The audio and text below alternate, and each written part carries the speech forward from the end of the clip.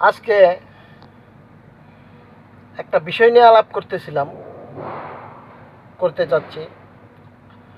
সেটা হলো জামাতের আমির ডক্টর শফিকুর রহমানকে নিয়ে। হঠাৎ আপনাদের মনে প্রশ্ন আসতে পারে, ডাক্তার শফিকুর রহমান আবার আমাকে কি করছে? না ভাই, আমাকে কিছু করে নাই। তার কিছু কথা, চালচলন, কথার ফাঁক, এগুলো নিয়ে একটু কথা বলবো। যেমন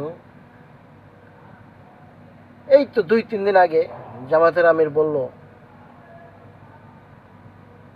যে তার একটা ভিডিও ভাইরাল হয়েছে, আমরা অতীতে ভুল করেছি, আমাদেরকে ক্ষমা করে দেন।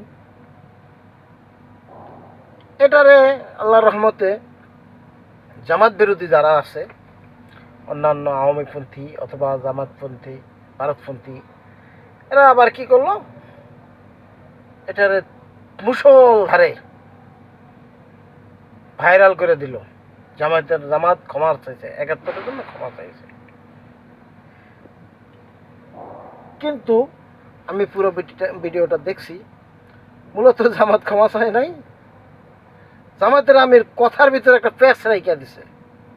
ওদের না, পণ্ডিত মানুষ তো, কথার ভিতরে সবসময় একটু প্যাঁচ রাইখা দেয়। উনি পুরো ভিডিওটাতে বলছে যে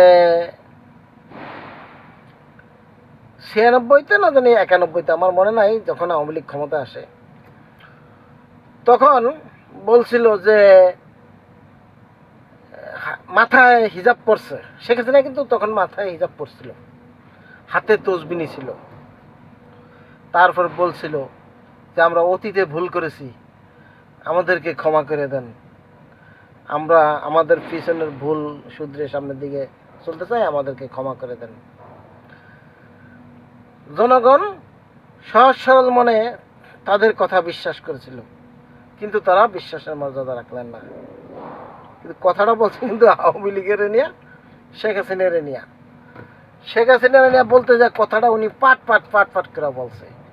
আর এজন্যই বলছে যে শালার বিতর্ক একটা ছাইরা দিয়ে এলাকার ভিতরে, ওরা তো এটারে এডিট করবো করে এটারে বিতর্ক ছড়াইবো, একদম দিল ছাইরা। মূলত কথা বলছে শেখ হাসিনার নিয়ে।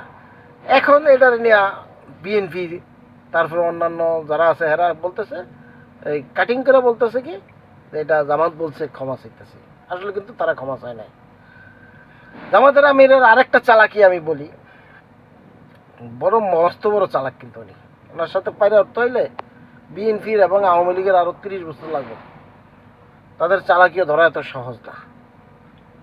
যেমন প্রথমে যখন আওয়ামী লীগ ক্ষমতা থেকে চলে যায় 24-এর 5ই আগস্টের পরে, বলল কি আমরা আওয়ামী লীগকে ক্ষমা করে দিছি, দল হিসাবে আমরা আওয়ামী লীগকে ক্ষমা করে দিছি। বাস, সবাই নাচা শুরু করলো যে আওয়ামী লীগকে ক্ষমা করে দিছে তারা। কিন্তু পরে কিন্তু আবার কিন্তু রেখে দিছে। কিন্তু কোনো ভুক্তভোগী যদি মামলা করে, কোনো ভুক্তভোগী যদি তাদের বিচার চায়, আমরা তাহলে তাদেরকে সহযোগিতা করব। ভুক্তভোগী জামাতেরও হইতে পারে, ভুক্তভোগী বিএনপির হইতে পারে, ভুক্তভোগী সাধারণ মানুষ হইতে পারে। ভাই আওয়ামী লীগের আমলে তো ভুক্তভোগীর অভাব নাই। ওগুলা দিয়া ধরলে হারাইশ দিয়ে ধরা যায় শেখ হাসিনারে। জামাতের কি করার আছে? এখন ধরেন আমি যদি একটা অভিযোগ করি যে আওয়ামী লীগ রে এই করছে আমারে, তখন কি করবে, এইটারেই ধরবো জামাত গিট্টু দিয়া যে এই লোক আমির হোসেন তো বিচার চাইতেছে। কিন্তু এরা চায় না। আমি চাইলে কিন্তু এটা ভালো মতন ধরবো। এটা হইলো তাদের টার্গেট। মানে তিনি তো কথার ভিতরে একটা প্যাঁচ রেখে দেয়। যেমন আমরা তাদেরকে দল হিসাবে ক্ষমা করে দিয়েছি, কিন্তু কেউ যদি বিচার চায় তাহলে তার পক্ষে কিন্তু আমরা থাকবো।